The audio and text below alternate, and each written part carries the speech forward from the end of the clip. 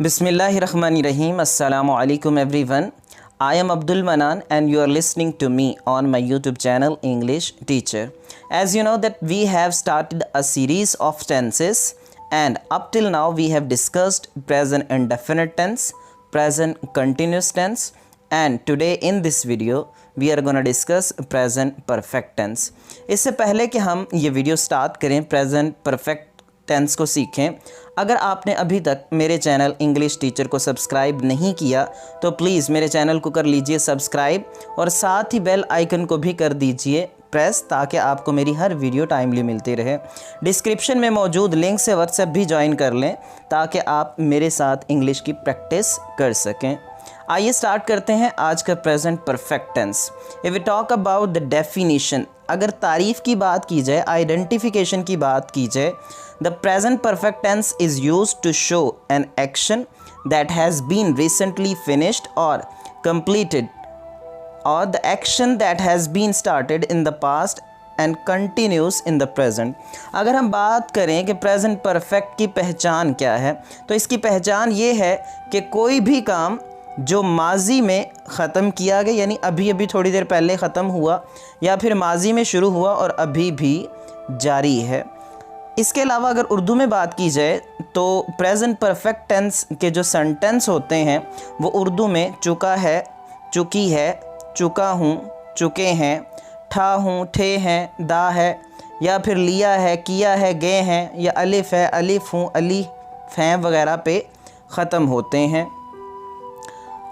उसके अलावा अगर बात की जाए इसके फार्मूला की, क्योंकि हम टेंस के अंदर कोई भी जो टेंस होता है उसके हेल्पिंग वर्ब से उसे पहचान लेते हैं, उसकी फार्म से उसे पहचान लेते हैं। हेल्पिंग वर्ब के बाद जो फार्म यूज़ होती है उससे भी हमें आइडिया हो जाता है। अगर हम इस प्रेजेंट परफेक्ट की बात करें कि इसके अंदर कौन से हेल्पिंग वर्ब्स हैं, तो इसके अंदर हमारे पास दो हेल्पिंग वर्ब्स हैं, हैज़ और हैव।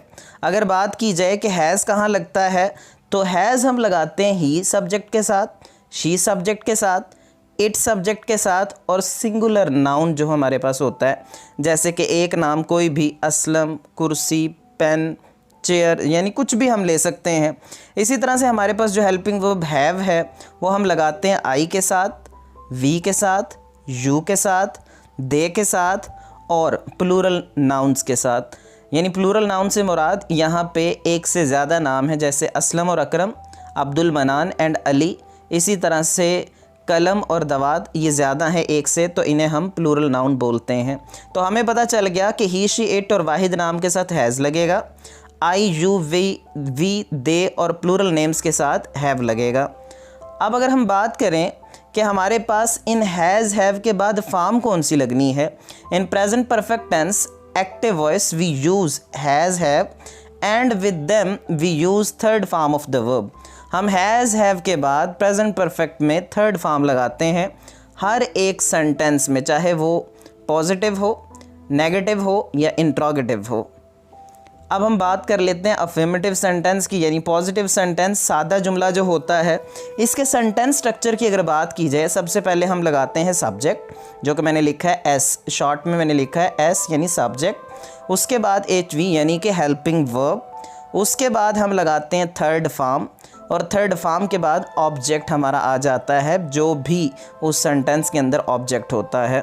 मसलन एग्जाम्पल से समझ लेते हैं, मैं अपने घर का काम कर चुका हूँ।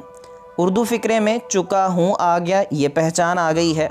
अब ज़ाहिरी बात है हमने सबसे पहले इंग्लिश में सेंटेंस बनाने से पहले सब्जेक्ट लगाना है, तो उर्दू में क्या है मैं, इंग्लिश में क्या होगा आई। आई के साथ जो हेल्पिंग वर्ब लगता है प्रेजेंट परफेक्ट में वो है हैव, और हैव के बाद हमेशा हमने प्रेजेंट परफेक्ट में कौन सी फॉर्म लगानी है, थर्ड, यस थर्ड फॉर्म लगानी है। तो I have done my homework, ये हमारा सेंटेंस बन जाएगा प्रेजेंट परफेक्ट के अंदर पॉजिटिव सेंटेंस। मैंने दो कारें ख़रीदी हैं, मैंने दो कारें ख़रीद ली हैं, या मैं दो कारें ख़रीद चुका हूँ। इन तीनों सेंटेंसेस का एक ही मतलब है। तो मैं की इंग्लिश आई आ गई और आई के बाद जो हमारे पास हेल्पिंग वर्ब लगता है प्रेजेंट परफेक्ट में वो हैव है, और उसके बाद थर्ड फॉर्म बाय की थर्ड फॉर्म बॉट है, और उसके बाद हमारा बाकी सेंटेंस यानी कम्प्लीमेंट है। आई हैव बॉट 2 कार्स, मैंने 2 गाड़ियाँ ख़रीदी हैं। इसके बाद हमारे पास कुछ मज़ीद एग्जाम्पल्स हैं। अकरम ने अपने मास्टर की डिग्री मुकम्मल कर ली है।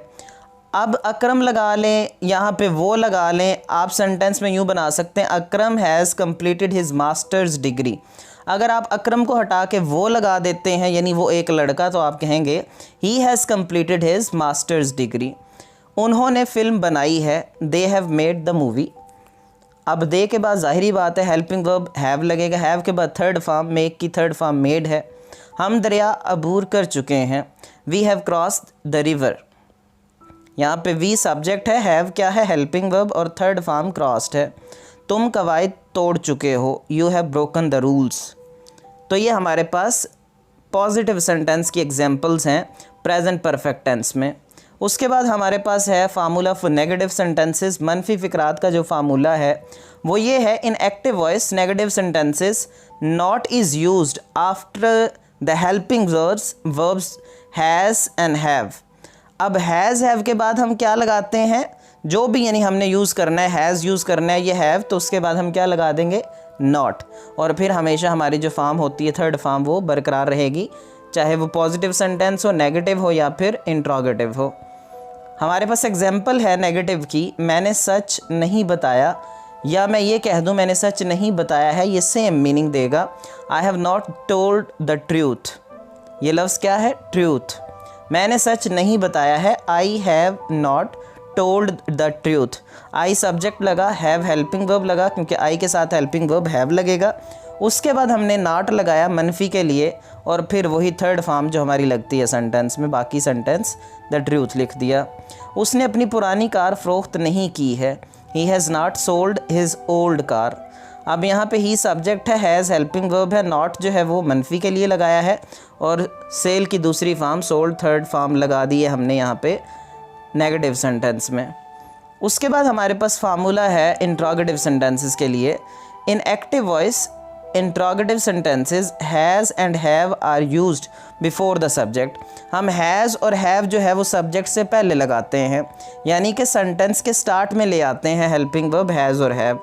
जैसे कि क्या हलीमा ने इंटरव्यू पास किया है, ये इस तरह से जुमला बन जाए, या क्या हलीमा इंटरव्यू पास कर चुकी है, तो एक ही मतलब है इसका, या फिर क्या हलीमा ने इंटरव्यू पास कर लिया है, तीनों सेंटेंस एक ही मीनिंग दे रहे हैं। तो हेल्पिंग वर्ब स्टार्ट में आएगा, has Halima passed the interview. अब हलीमा सब्जेक्ट है तो उससे पहले हमने हैज़ लगाया और थर्ड फॉर्म है पास्ट। क्या उसे क्लास में पहली पोजीशन मिली है, has she got the first position in class. अब शी सब्जेक्ट है यहाँ पे, और हैज़ हमने स्टार्ट में हेल्पिंग वर्ब के तौर पर सवालिया बनाने के लिए लगाया है, और थर्ड फॉर्म गॉट लगी हुई है सेंटेंस में। क्या वो जज के सामने पेश हुए हैं, have they appeared before the जज। क्या तुम पहली पोजीशन लेने में कामयाब हो गए हो, have you succeeded in getting first position. अब हैव और दूसरे सेंटेंस में भी हैव ही शुरू में है, और दोनों सेंटेंसेस में सब्जेक्ट से पहले हेल्पिंग वर्ब हैव आए हैं, और हमारे पास दोनों सेंटेंसेस में अपीयर्ड और सक्सीडेड थर्ड फॉर्म है। तो ये हमारे पास इंट्रोगेटिव की एग्जांपल्स हैं।